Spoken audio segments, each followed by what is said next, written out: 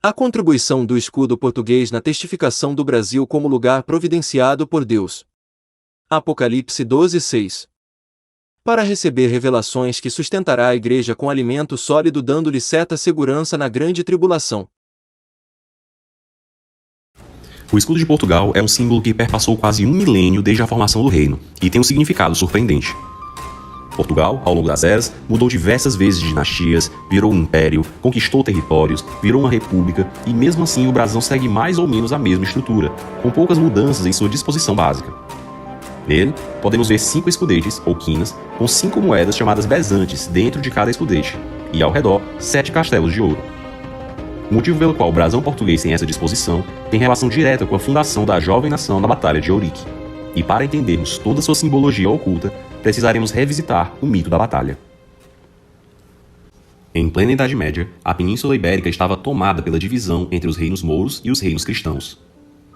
Desde a invasão moura em 711, os cristãos aos poucos tomavam seus territórios novamente, formando novos reinos e fazendo incursões em território muçulmano. No século XII, a situação era bem mais propícia para que isso acontecesse. As divisões, rivalidades e brigas dinásticas internas dos almorávidas fizeram com que o conde Alfonso Henriques visse nisso a oportunidade para conquistar mais terras para o seu condado e assim expandir a sua glória. Desse modo, reunindo seu exército, o conde decide entrar no território mouro para capturar mais territórios.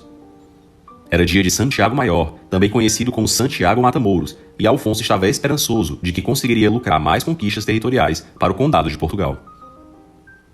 Porém, as notícias que chegavam aos acampamentos lusitanos eram desesperadoras.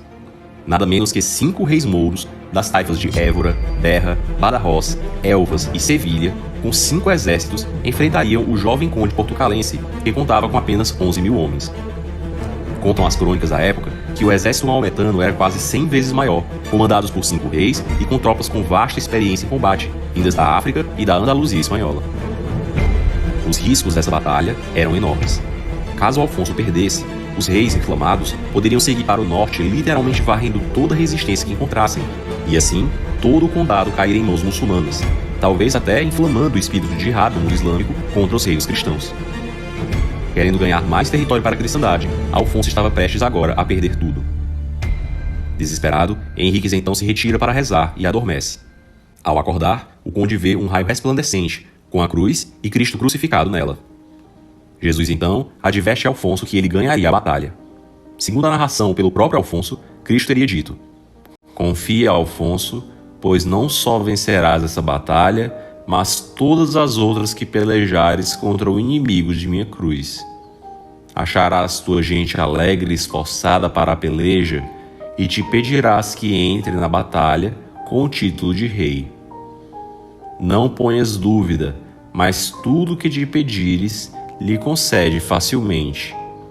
Eu sou o fundador e destruidor dos reinos e impérios, e quero em ti e teus descendentes fundar para mim um império, por cujo meio seja meu nome publicado entre as nações mais estranhas. E comporás o escudo de tuas armas do preço com que eu remi o gênero humano, e daquele porque fui comprado dos judeus, e ser-me-á o reino santificado, puro na fé e amado por minha piedade." Após Afonso pedir por seus sucessores portugueses, Cristo assim disse: "Não se apartará deles nem de ti nunca minha misericórdia, porque por sua via tenho aparelhadas grandes searas, e a eles escolhidos por meus segadores em terras muito remotas." O mais interessante nesse trecho é que Cristo menciona indiretamente a evangelização do Brasil em plena Idade Média, em 1139, às vésperas da batalha e mais de 400 anos antes dos descobrimentos. Cristo menciona 2 vezes que, por meio desse império, seria o seu nome publicado entre nações distantes e remotas. E estava, assim, no espírito dessa nova nação, a missão de levar o cristianismo para essas terras. Desse modo, Alfonso incorporou os 5 escudos dispostos em forma de cruz, representando a vitória divina sobre os 5 reis inimigos, cada um carregados com as 5 chagas de Cristo na forma de bezantes de prata. Desse modo, 5 são os escudos e 5 são as chagas de Cristo em cada um. Dobrando-se a quina do meio, ficam 30 bezantes, o mesmo número de moedas pelas quais Cristo foi vendido por Judas. No caso, são representados o preço com que Jesus remiu o gênero humano e daquele por quem foi comprado dos judeus, tal como mencionou. Em sua visão, Cristo prometeu que ele venceria com esse sinal, e isso de fato se cumpriu na Batalha de Ourique. Alfonso venceu milagrosamente o exército dos 5 reis e foi proclamado rei de Portugal por suas tropas. Os 7 castelos de ouro nas Botas Vermelhas, por sua vez, são símbolo das 7 vitórias portuguesas durante a conquista do Algarve, região sul de Portugal, pelo rei Afonso III. As 7 fortalezas são as de Estombá, Paderne, Algesur, Albufeira, Cacela, Sagres e Castro Marinho. O reino de Portugal é chamado na verdade de Reino de Portugal e Algarves, o último reino mouro conquistado que encerra a reconquista portuguesa. Por isso, no Reino Unido de Brasil, Portugal e Algarves, parece estranho que essa região de Portugal figure como diferente do restante do reino. Na verdade, a conquista do Algarve foi um motivo de grande orgulho para os portugueses, pois encerrou rapidamente a reconquista do país. Enquanto os castelhanos demorariam mais de 400 anos para expulsar os mouros de seus domínios, os portugueses o fizeram em apenas 100. A rapidez e a avidez dos portugueses contra os mouros os fizeram adotar o reino nominal de Algarve como uma lembrança de sua conquista por suas tropas. E até hoje, é possível visitar no Algarve as ruínas das poderosas e formidáveis fortalezas mouras conquistadas e eternizadas no escudo lusitano. Portugal ter conseguido sua independência foi de vital importância para a expansão da cristandade pelo mundo. Se não tivesse feito, provavelmente não haveria necessidade de se jogarem ao mar tantos marinheiros em busca de terras. O reino poderia fazer como tantos outros, como a França, a Borgonha, Flandres, Inglaterra ou o Sacro Império, e ficar fazendo infindáveis guerras uns com os outros por um punhado de vilas e territórios fronteiriços. Inclusive, ao mesmo tempo em que a Guerra dos 100 Anos entre França e Inglaterra, 2 reinos cristãos, se desenrolava, Portugal invadia e conquistava a cidade muçulmana de Ceuta, no Marrocos, e iniciava assim a expansão portuguesa para o além-mar. E tudo isso pouco mais de 30 anos após derrotar o reino de Castela de forma impressionante em Aljubarrota. Na conquista dessa fortaleza moura estava a nata da nobreza portuguesa, o rei, o condestável Santo Nuno, os infantes herdeiros e príncipes participando da batalha e conquistando o Forte Mouro para a cristandade, o que gerou um enorme espanto e admiração na Europa. A independência de Portugal e a vizinhança com a robusta Castela obrigou o reino a olhar na direção do mar e a buscar sua expansão para além do oceano. Justamente como Cristo mencionou em Ourique e em conformidade com o legado cruzado templário portucalense. Afinal, por 2 vezes Cristo mencionou que o povo português seria o meio pelo qual seu nome seria publicado entre as nações mais estranhas. E o mais interessante disso tudo é que os portugueses foram os primeiros europeus não só a se lançarem aos mares em busca de novas terras, como também de chegar à parte sul do globo terrestre pela primeira vez, visualizando nos céus um sinal peculiar.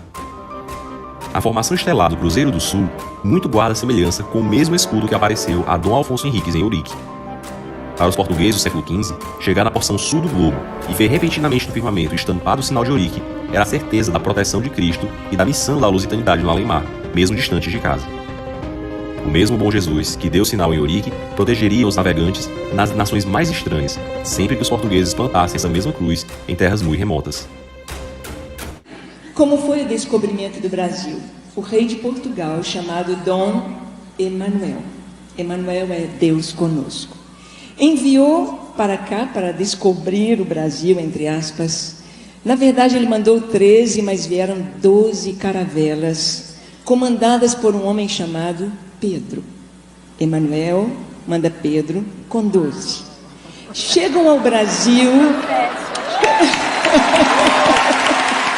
Glória a Deus! Tem mais, tem muito mais. Eles chegam ao Brasil no dia da Páscoa.